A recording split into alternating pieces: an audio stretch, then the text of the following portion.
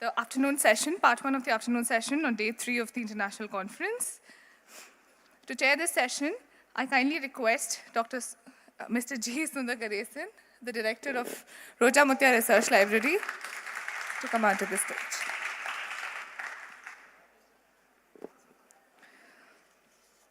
The first speaker of the session is Mr. Anish Bharadhwaj Lakshmanan, who will be presenting a paper on pleonastic compounding, cults and dynastic titles, a few clues to the Indus script. Sir.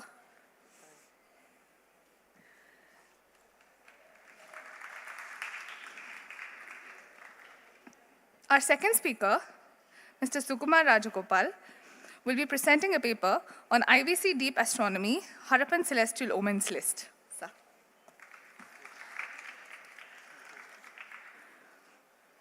I kindly request Dr. K. Rajan to honor our chairperson and speakers with a memento.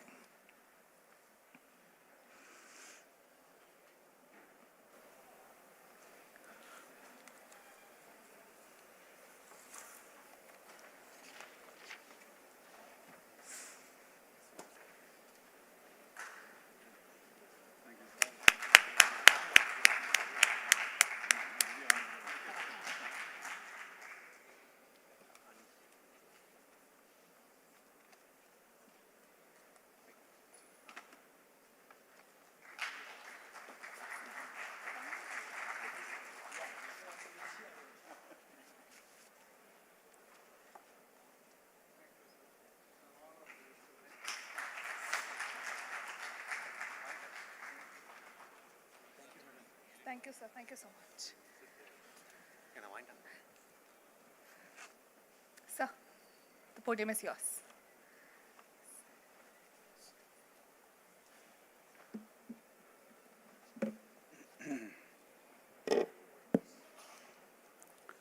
Very good afternoon to all of you. I'm happy to chair this session for Anish Bharadhwaj and Mr. Sukumar Rajagopal. I would like to present to you the youngest scholar in this conference, Mr. Anish.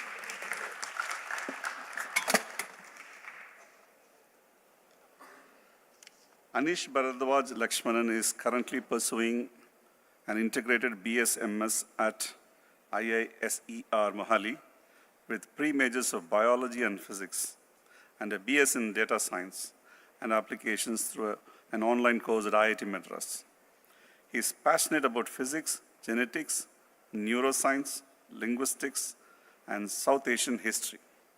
He has significant experience in research, particularly in linguistics, with ongoing projects and a forthcoming publication on the Indus script. Anish started working on this probably a couple of years back, even as a first-year graduate student. And he has been working on this, and we've been talking about this. So I'm so happy that he could make it for this conference. Now over to Anish.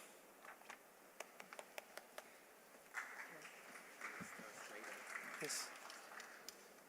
PPT. Thank you so much to Sundar sir for that.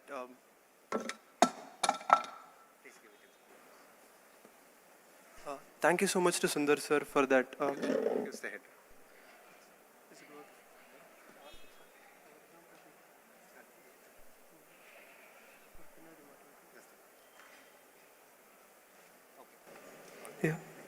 Yeah. Thank you so much to Sundar sir for that introduction. One second. What is the next? This is the next one. Okay.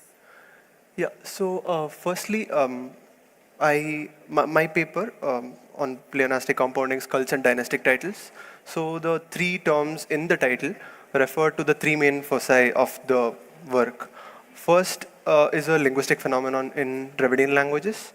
Second, cults and dynastic titles are these are aspects of these are certain clues to the Indus script which have been investigated by Airavada Mahadevan and Asko Parpola respectively. So I am going to attempt to bring these together to maybe get new clues to a potential understanding of a reading of the Indus script. So the point is, Mahadevan and Parpola have made really interesting observations and research on the Indus script, but it's not widely accepted or acclaimed because it is not testable. In the sense, it needs to make an adequate number of predictions from the premises they use. It needs to make an adequate number of predictions for it to be testable, for us to verify whether their approach was correct or not. Right? So since over decades of work, they have done amazing work, but it's been primarily like 3 or 4 symbols or 10 symbols which have been read by them. So, but that does not give us an adequate number of predictions that is made by their theory. So this must be taken further to attempt a potential testing of their methodology. I'm leaving the details of the test aside. I'm only claiming that it needs to make an adequate number of hypotheses, and I'll only deal with making the hypotheses. The testing will be left for a later. I'm not addressing that in this work. So the objective is to explore potential linguistic and cultural links between the Indus Science, Dravidian languages, and South Asian dynasties. And these are my scope. And I will be addressing the Farmer, Sprout, and Witzel paper in this work. First, we need to define what a script is. So conventionally speaking, a script has been defined as a visual system which can completely represent a given language this seems to be unlikely, according to the claim of Farmer, Sprout, and Witzel, that it can completely represent. It probably cannot represent the entire complexity of whatever language that the Indus people may have spoken. But it can still have linguistic correlates and representation, like other proto-writing systems, like the Vincha inscriptions in Europe, or the totemic religious symbols used by the Mesopotamians, other than the cuneiform writing, and the knot system used in the New World by the Andean civilizations.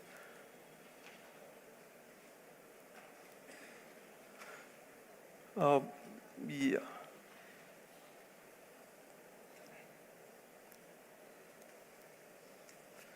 Yeah, firstly, this one thing is my presentation will seem like a bunch of unrelated topics, but these will come together at the end. These will come together as we go further in the paper. Right now, I would like to make an observation that the syntactic style of classical Sanskrit, it is one of the characteristic features of classical Sanskrit is large compounds, which in some cases, in extreme cases, can even replace sentences entirely. We can have entire complex statements made entirely as compounds rather than words with markings in their end, with suffixes added, with conjugational suffixes. This is first found in Satavahana Prakrit as, this is not my work, I'm just citing older work. This is first found in Satavahana Prakrit. Before that, Vedic language and other Indo-European languages do not have this style of low marking, highly syntactically constrained style of writing, but it is characteristic of old Tamil poetry. It is characteristic of early Sangam poetry where markings are very often elided entirely, and the distinction between, say,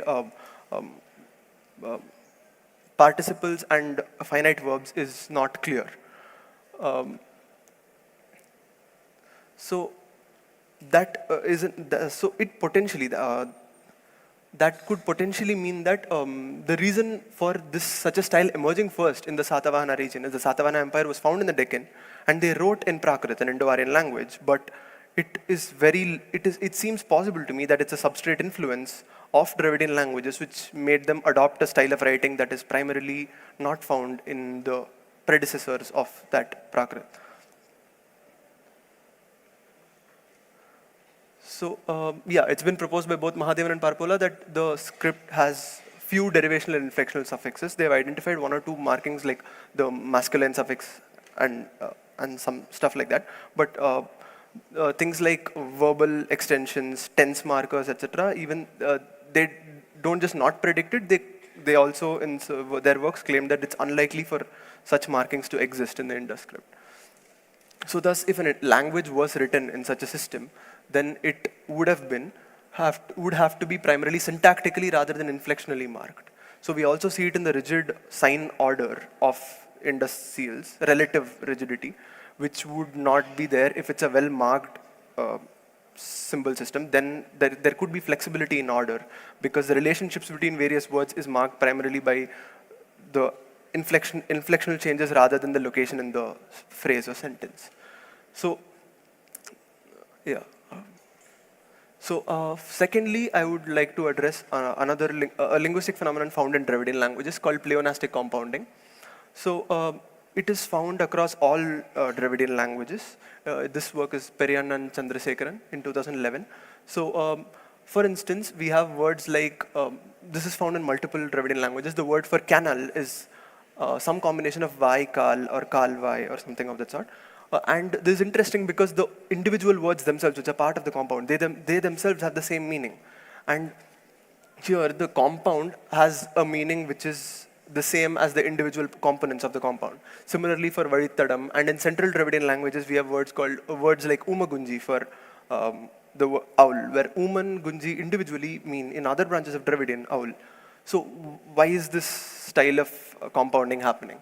So hypothesizing here, a possible reason is, as we saw before, both Mahadevan and Parpola have noted that it's unlikely for Indus script to have inflectional marking. So if we have a root like vai or kal, they have multiple homophonous parallel meanings. Vai itself in Dravidian languages has multiple other sets of meanings. The root of vari without the e marker, just var, has multiple meanings.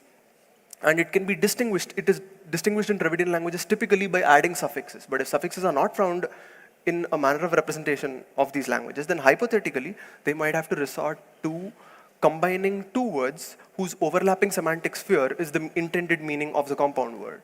So this is just my hypothesis for the reason for this phenomenon, this well-documented phenomenon in Dravidian languages. So if this is the script is the reason why they resort to such compounding, then it would be useful to approach the IVC signs with this concept in mind, with looking for pleonastic compounds, which might help us in making readings, potentially. So now, these are Mahadevan's Pandya dynastic titles. So Airavata Mahadevan has connected the Rigvedic deity of Pushan along with the Pandya dynastic titles, which are Maran, Kudumi, Vadudi, etc. So this is one sign. So the number there in the left is the sign in the ICIT corpus, and the number in the middle is the location in the Dravidian etymological dictionary. So these are readings made by Mahadevan. I would like to observe that the word Kavasha, which is related to Kabar, could be a possible additional correlate, which Kavasha is the name of a person found attested in the Rig Veda as a Dasi Putra Brahmana. So these are other signs dealt with by Mahadevan. The symbol for the hook, and this. I'm going to attempt, since they have worked on very few number of signs, but their approach seems interesting, and it's relatively well taken within the linguistic community. So I'm going to attempt to extend their methodology. So I have identified potentially signs, and the identification is done with the constraint in mind that signs of similar concepts should cluster together. So Mahadevan has imposed the constraint that those Maran, Chedi, and Vadudi, the signs corresponding to those, co-occurred with each other. So I am primarily constraining my possible readings by them occurring together and them having the visual similarity to the concepts they are meant to address. And the concepts themselves are derived from what we know of dynastic titles and Indian mythology, mythological associations of that time. So this, the half city, Arayam or Aruppam, mentioned in Dravidian languages, as well as Durga Sharada. Asko Parpola has identified a deity associated with forts and fort walls specifically. So these are possible readings of the same sort. So, and these are again related. So again, the symbol Inaikayal, the joint fish, or this also, these signs co-occur with the previous signs I mentioned, and they are also known to be associated with the Pandyas. So now looking at Chola signs, we have Chola titles like Chembian, Pulayan, Valavan, Kildi, Nalangildi, Natkildi, etc. So if you have noticed, the thing is, even though that the way I'm categorizing these is using Tamil dynasties, there are interesting correlations with Indian mythology from Sanskrit texts, from Vedic texts also. So these are signs for this. And one thing I would like to address regarding the symbol, the double long line symbol. So Parpola proposed it as the symbol for veiled, the white god or the priest. But, and Mahadevan rejected it by saying that the word veli, from which it's derived, is an external space rather than an intervening space. But if we go and look at the Dravidian etymological dictionary, that restriction of semantic meaning occurs primarily only in Tamil, and Mahadevan was approaching this with Tamil in mind. But if you look at the other Dravidian languages, veli does mean intervening space, primarily in most Dravidian languages, and this is seen from the etymological dictionary. And secondly, there is another word for Venus, etc. There is another word also common in Dravidian languages, like that is Val, which also has a connection with this symbol as a long elongated thing. So, and they both are used to refer to Venus and priest in Dravidian languages. So this is similar approaches for Choras, and this is a seed Semicarpus anacardium, and one of the signs resembles it, and it co-occurs with other signs that I have identified to be related to Chera titles. So, and the word for Semicarpus anacardium in Dravidian languages, it's Ker or Chair. Now we have a symbol which Mahadevan has identified as Udiyam, or giving a wage, and that is appearing next to the symbol for Cheral. So Udiyan Cheral, the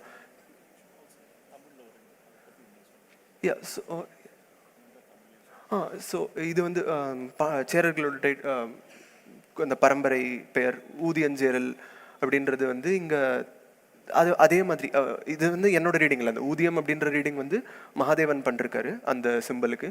Cheral என்னோட reading, but interestingly they're occurring together, and the symbol for Cheral has a visual similarity with the word, with a seed which has that name.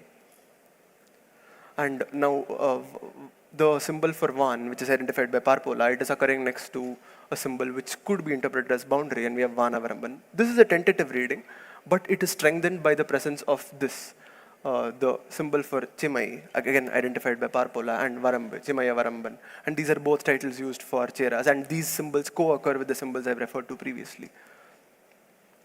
Chenguttuvan and Vangavil, so to the bent bow. But interestingly, so all the previous symbols that we see for the Cheras, the meanings they have are not royal. So the thing common, why Mahadevan looks into the Pandya titles and tries to find correlators, the titles of the Pandyas, Cheras and Cholas, they are not royal in nature as we would expect for dynasty. They have idiosyncratic associations with other professions. Like the titles for Cholas are Kildi, Valavan, and Kildi and Valavan. So these are agricultural titles like harvester and cultivator. And similarly for Cheras, the titles seem to be associated with accountant or mercantile concepts. And the word Vangavil, it is synonymous to the word for buy and sell or to barter in Dravidian. And this is also interesting from the fact that the other word for bow found in Indian languages, which is not Dravidian, like Bana, which is a North Indian substrate, which is language X of Masika. So that Bana, again, is related to Pani, as addressed in a different paper that I've cited in my work. And Panis are known in the Vedic text to be a trading community. And they're mlechas, but they're called traders or barterers. So there are multiple correlations which strengthen this hypothesis. Similarly, Ansumali Mukhopadhyay, she has shown an ultra-conserved tooth word in Dravidian, and I was able to identify a potential symbol for it. And all of these are hypothetical. I would like try multiple, but I would only present or put in my paper the ones which co-occurred given the constraints, given the conceptual similarities we have, because just going by the picture or the appearance of the symbol can be misleading, because the Indus is a pretty bare bones script. So we can't get very far by just looking at the pictures, because they could mean pretty much anything. There's a very strong constraint we need to impose of the symbols they co-occur with when we are making readings. So again, for the Adiyaman kings, or Oi, identified by Ascoparpola as one of the various kingdoms, builder whose titles are correlated with some Indus signs that he has identified. So their titles, Adiyaman, Satyaputa, Valaya, Anji, Kalai, Pari, Kari, Nannan, etc. These I have identified symbols for, and the interesting thing is they all co-occur with each other. So, and this is a symbol which could potentially mean it of the many things it could look like. So I will not get into like clearly saying that it looks like that. There are many possible interpretations of what it is. So, but it could be thought of as a tablet or a material with a stylus and the word which is found across all Dravidian languages for message or writing or impression is anj, anji, anjal or ach, to impress. And interestingly, one of the titles of the Adiyaman is Anji, and this sign occurs along with them. And Anji itself has it has two meanings, two possible meanings. One, it could mean message with one suffix, and with another kind of suffix, it means the terrifying one or the fearful one. So yeah. So again, now this is the Indus seal for with a bull in it, and the front part of the bull will be its appearance as found in the Indus seals could be simplified into that first sign, which is a horn with the long thing, the skin of the bull below and the two legs. So again, the Kalayar, Pari, Kari, etc. So interestingly, one of the possible readings is of I plus the masculine suffix identified by Parpola, so Kannan, the seer. And this, one second. So this is, there is a sequence saying that, I haven't shown it in this PPT, but it's there in my paper. So a bull plus the I symbol, which could mean a bull watcher or a cowherd or something of that sort. And it would be pronounced, the words for it could be Kalai Kan, to watch the cows. But so and this could also mean like the black one with eyes or something like that. And with this, I hypothesize that it's possible that the word Krishna for a mythological deity is borrowed into Sanskrit from Dravidian. As Krishna in Indo-European languages, there are many possible words for black, but this specific one is taken. And Krishna is an Indo-European word, but it has a phonetic similarity with what potentially the natives would have used for that, the Dravidians would have used for that deity. And along with the meaning of the preceding word, kal, black, this is a calc/translation, borrowing. So similarly for various other symbols, and this is the ayar, this symbol has also been identified by Ascoparpola, it's not my identification. So now we'll look at, so this is the first part. So I've tried to take further Mahadevan's approach to Sangam period dynasties. And now we'll look at what the various studies of Indian mythology and cultural beliefs that Parpola has explored. So these are pervasive mythical archetypes found in Parpola and multiple other works. So the divinity of auspiciousness and the divinity of inauspicious. So the myths of Lakshmi versus Alakshmi or Jyeshtha, etc. These myths, they pervade in multiple languages. They are found in Tamil Dravidian mythology, in tribal folklore, and in the Vedic Sanskrit texts and classical Sanskrit texts, independently originating, not in a borrowing from one of these sources. So there is a basal origin to these myths. So that would indicate that there is a previous common origin where people believed in these things, where these beliefs radiated out from and manifested in various different ways in these cultures. So these are the various myths that are ubiquitous and common across these people. So for example, islands sinking, cities and land claimed from the sea.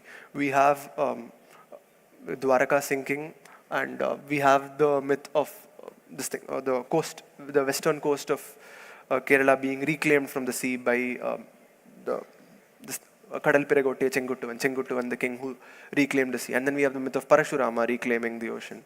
And these are multiple similar myths that occur across varied regions.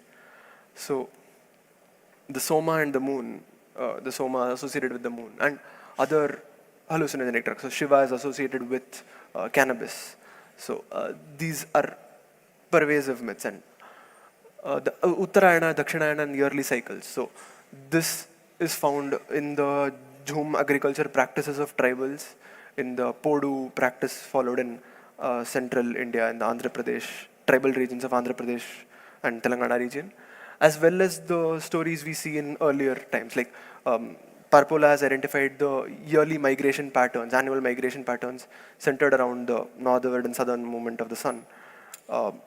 That was practiced, that is visible from the Brahmana Aranyaka texts. So, so this one more pervasive material archetypes is the three gods. So this is Sankarshana, Ekanamsha, and Vasudeva. So these three deities are very early, and this is a late, this is like a late medieval period painting, whereas this is one of the earliest depictions of those deities back in the 3rd century or 4th century BC in cave paintings. And one more mythical thing is the fight between a double-headed bird and a chimeric animal, which is in classical Hindu mythology, it's called the Sharaba and Gandaberunda. But this particular object is found in the Bactria Margiana archaeological complex. It's found in, it's located to the north of the Indus Valley in the Afghan-Tajik border region.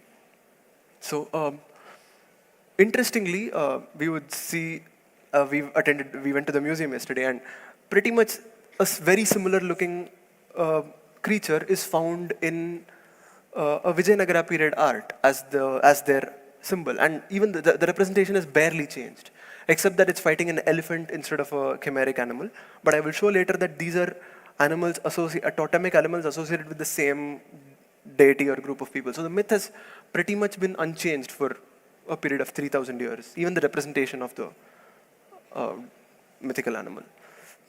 So another pervasive mythical archetypes is the sacred quintuplets. So the Vrishni heroes and Pandavas, the Sankarshana, Vasudeva, Pradyumna, Niruddha, and Samba, the 5 Vrishni heroes, and a practice of Panchayatana Puja, where 5 different deities are worshipped together and simultaneously in Hindu rituals.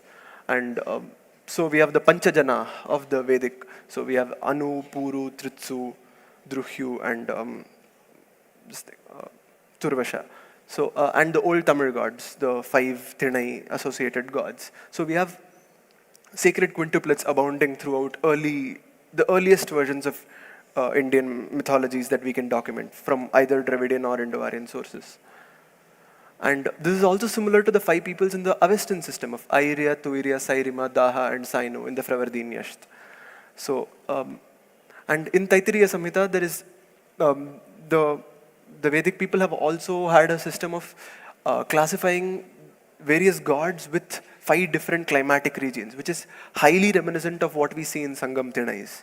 So when Thinais are referred to, it's primarily thought, we primarily refer to it as a what comes from Tamil literature.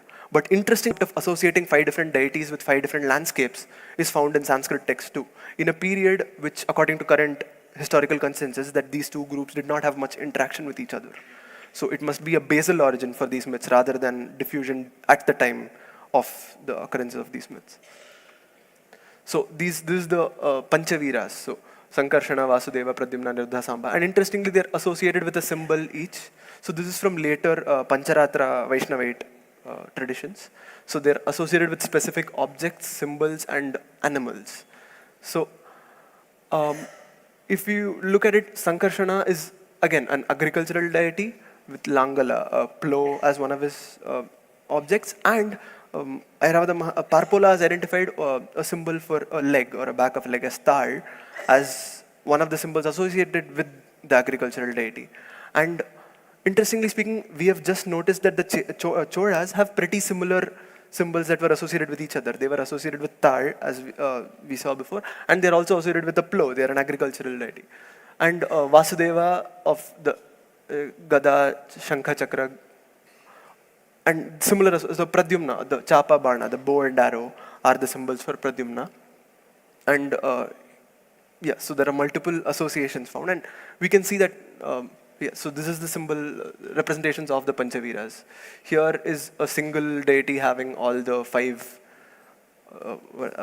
vyuhas of Vishnu. So Sankarshana, Vasudeva, Pradyumna, Niruddha, and Samba represented. Samba is not represented typically. He's excluded from the mythology in the medieval period, but he was one of the core five in the early period, when we can see in Mathura inscriptions and carvings. So this is their early representation, and this is a later representation of them. So now this is just guesswork. Beyond a point, I'm seeing patterns and I'm trying to see if they fit. That's it. This is not a claim that these are all necessarily related to each other or reflexes of each other, but I'm just hypothesizing that they could be because of the wide-ranging similarities. It makes one think that it's likely that they had a common basal origin.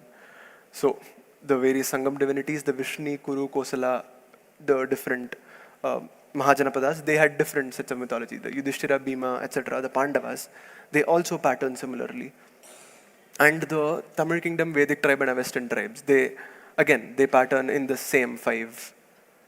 Except that in the later period, in the later Sangam period, the three of the kings start dominating overwhelmingly. But in the early Sangam poetry, we don't see a difference between the concept of Vendar versus Velar. The Ayar or Adiyaman are not distinguished from the Chera, Chola, Pandya as being of lesser status or anything. It is just a shift in the balance of power later on. So we need not restrict ourselves to the 3 kings that became powerful later on. So, and now the animals associated with the, Aniruddha is associated with Ganda or the rhinoceros, and Puli has been identified with the agricultural deity by Mahadevan and Parpola, both of them. And elephant, I have shown it's related to the Cheras, and bull of the Oyer. So potentially the 4 animals represented here might be the 4 different gods worshipped or peoples or something of the sort being represented in the quote-unquote Pashupati seal of the Indus Valley civilization. So this is an actual symbol that we can see of a 5 combined with a symbol that I have interpreted as warrior. It could mean something else, but given the amount of correlations, I would hazard to guess that it meant warrior. Or for other reasons, I have again discussed in the paper in detail most of these things. So I'm not able to convey all of it right now.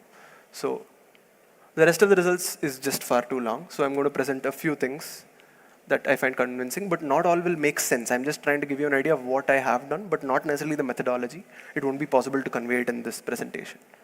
So one thing about Soma. So that symbol nil or grain or unhusked rice. With a different suffix, it is the word for the moon in Dravidian languages with the anj suffix. So again, and it is found on a stalk in a certain inscription. So in one particular sign, it seems to be a conjunction of a stick with this superposed on it. So these are various, and this is the Ephedra sinica seed, which is one of the contenders for the identity of the Soma. So again, that particular symbol is seen below, and we can see that combined with the symbol that Mahadevan has identified for growing or cultivating. So further for the various different words like Bekanata, interestingly there's a word Bekanata in Rig Veda, which is understood as the name of a foreign people, and it's also said in the sense of usurer.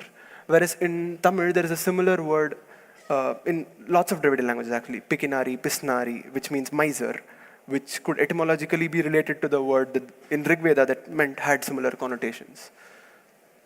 So, and this is marks found on spindle wall in graffiti marks in a spindle wall. So, I mean, I hazard to guess that it could mean spindle, but now going forward with the various words related to spindle found in Dravidian languages, we could have multiple other correlations. So, the word for spindle and nool, pulling, it's kad, ek, to pull, and these have other words which are mythological in nature. These have other connotations which are mythological in nature. So that has been explored. So similarly for continuing with the same process. So now interestingly we find one of the symbols that I identify with the spindle wall in the arms of a person, which again, you can go through the paper to understand what I've made out of it. So yeah. Similarly. And oh yeah, so now one symbol, that the trefoil motif, which is found on the clothing of the priest king, quote unquote, priest king statue. There is also references, as Parpol has discussed, there is references of a priestly clothing which is studded with stars called Tarpya, worn by Varuna. And there is a similar concept in old Sangam poetry of Oliel. And given that it's found on the priest king, this particular symbol could mean that. And it's called as a golden clothing in the Vedic myths. So this potentially could mean gold itself as one of the possible meanings. So again, so the word Oliel, so for instance, one of the words for the Ghaggar Hakra river, the Michael Witzel says that one of the words documented in the Brahmanas and Aranyakas for this river is Vaishambhalya. And since it has multiple variants of pa, bha, bha variation, it is unlikely to be of Indo-European provenance. And there is a symbol which I have the first part identified as Oliel and the second part sky, as in this goes right to left, obviously. So the first part meaning sky, one of the words for sky is Visumb. So in Proto-Dravidian also there are multiple cognates that go back to this. So the sky river, which is a potential etymology for the river Vaishambhalya. Similarly, the myth of the three cities. We have a symbol 3 combined with the symbol identified as citadel by Mahadevan. And we have symbols with the symbol identified as silver plus city and gold that I have identified plus city. And even this myth is found across multiple locations. It's found in the Tamil myths. It's found in Krishna Yajurveda, where there are 3 cities mentioned, cities of yore, which were destroyed by Rudra: Puh Rajata, Puh Harini, and Puh Ayasmai. So again, they are associated with 3 different metals or colors. And yeah, so now it would have seemed that like even I was pretty unconvinced by all these correlations. Like it's pretty much guesswork and correlating whatever comes to mind. It seems like that. But interestingly, all the correlations I found somehow have very clear Mesopotamian parallels. And I've given citations for all of these. So the Venusian god of Mesopotamia, Inanna, is associated with fertility, ownership of land, as well as law and justice, which I have correlated with the white god, the Venusian god in Harappa also. So similarly, the correlations are incredibly similar in both Mesopotamian and Indus mythology. And that is extraordinary evidence in my mind. So why would something,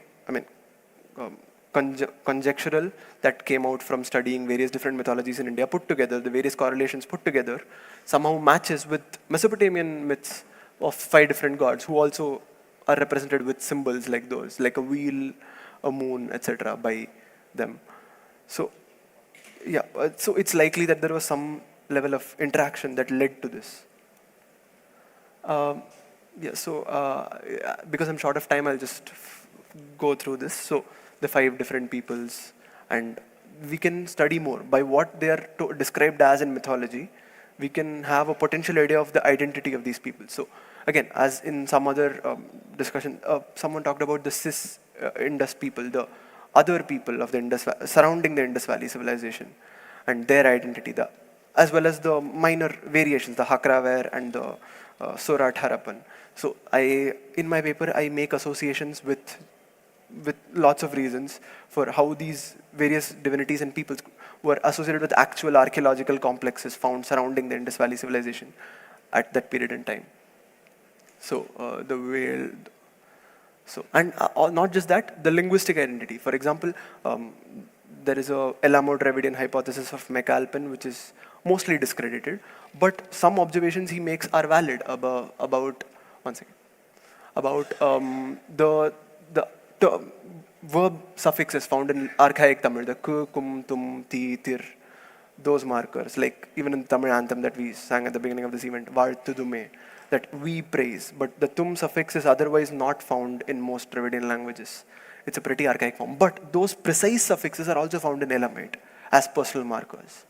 And similarly, the Koraga is a highly divergent language spoken by a people with large amounts of Iranian pastoralist DNA in the maternal line, and they have the K for past, N for future suffixes, which are otherwise undocumented in Dravidian, but they're identical to the suffixes used in Elamite. So probably McAlpin was onto something about them being related, but maybe it was a superstrate relationship or an adstrate relationship rather than a genetic relationship, because large-scale cognates weren't found by him. So this could be the reason why it seemed that they are related, Elamite and Dravidian languages. So similarly, the various other people. So K related with the BMAC for various other reasons. So in Tamil poetry, it's sometimes seen that the object of a verb is prefixed, like valayude kayyal em anangiyole. So em anangiyol, the she troubles me, the object is prefixed, and otherwise such a formation is unknown to Dravidian languages. But a similar conjugation system exists in Burushaski, a language isolated in northern Pakistan to this day. So yeah. One second. There is also ergative absolutive agreement. So this is one thing that it's there in Hindi, for instance. There is split ergativity, where in the present tense, the verb agrees with the subject, whereas in the past tense, the verb agrees with the object. So if I'm saying main kar raha hoon, if the object which is being done, it could be of any gender, but the kar raha will agree with the person who is talking, the subject. Whereas maine kiya, the verb there will agree with the object. And this is found again in Burushaski and in various languages in the surrounding region. It's found in Pashto and various languages of the region. So it seems to be an aerial phenomenon associated with the same geographical location that I identify with the complex of those people. And again, the prefixes added to personal relations. So father in Tamil was endai, nundai, tandai, for my father, your father, and their father. Such a conjugational formation is found universally in Burushaski. All relationship terms have to be compulsorily marked with whose relation it is. So again, the hypothesis here, the explanation that fits this data the best could be that Dravidian was some sort of lingua franca of a multilingual Indus civilization, but Tamil poetry, by its virtue of being really archaic, and a certain other the talk by Tony Joseph Sir, it talks about how there was a later migration of the post-Harappan migration that would have brought a superstrate of Dravidian, which would have mixed with all the languages found then. And Old Tamil poetry preserves various diverse grammatical features not found in other Dravidian languages. It could be a very strong evidence of what is hypothesized through archaeological, by archaeological reasons in the talk given by Tony Joseph Sir. So again, the Pandi, the phonological difference, A versus O. Again, you can go through my paper for this, but there's a detailed linguistic analysis of Iranian, Indo-Aryan, and Dravidian languages done, and their correlations with whatever readings I've done. So, similarly, yeah, so. And Tamil Brahmi writing style. Tamil Brahmi was written in a broken manner in its early stages, which again, I've linked to this. And this is a pretty long presentation, but interestingly, the three animals that I have identified as so I showed Sankarshana, Ekanamsha, Vasudeva painting in the beginning. And these three animals I have identified as totemic animals of those three peoples. And I just saw in yesterday's talk there is a seal. I missed it before, that there is a seal with these precise three animals located together. So yeah, that is again more evidence for the possibility that these connections could have some worth to them. Yeah, so this is I acknowledge my sincere gratitude to Dr. V. Rajesh in Iser Mohali. He encouraged me to go forward with my idea and informed me about this conference happening. I would like to thank Mr. Sundar for greatly aiding me in the process. And I would like to thank Dr. Rajshri Ramakrishna and Dr. P.V. Ramakrishna. They are people who I have discussed with. They've given me lots of help, given me citations. And a batchmate of mine, Mr. Aradhya Sharma, for enlightening discussions, and a family friend, Mr. Shankaranarayanan, for discussions. And I would like to thank my friend Monisha and my father, Lakshmanan, for reviewing my paper and helping me express myself better. Thank you so much.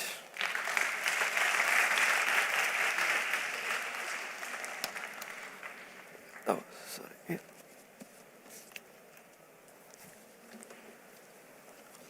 Thank you very much, Anish. It's a very complex subject, deciphering Indus script, and you have taken the route of Ascoperpola and Airavatam Mahadevan, and also thrown new light on the subject. And you are identifying this script through Dravidian, which is a very interesting thing for us. Thank you very much once again.